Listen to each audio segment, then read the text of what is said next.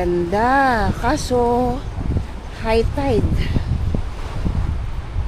So, nandito tayo ngayon sa Lambay Island. Ito yung pinaka-famous na rock formation dito sa place. Mainit. Ito yung naantay ko kahapon. Kaso hindi siya ganun kainit. Wala masyadong tao kasi ito ay mataas yung wave. So, pang picture lang talaga siya. So, yun yung pinaka-famous na rock dito sa Lambay Island. Napakalinaw ng tubig.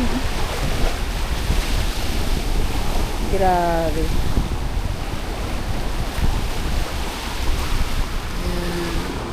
Napakaganda.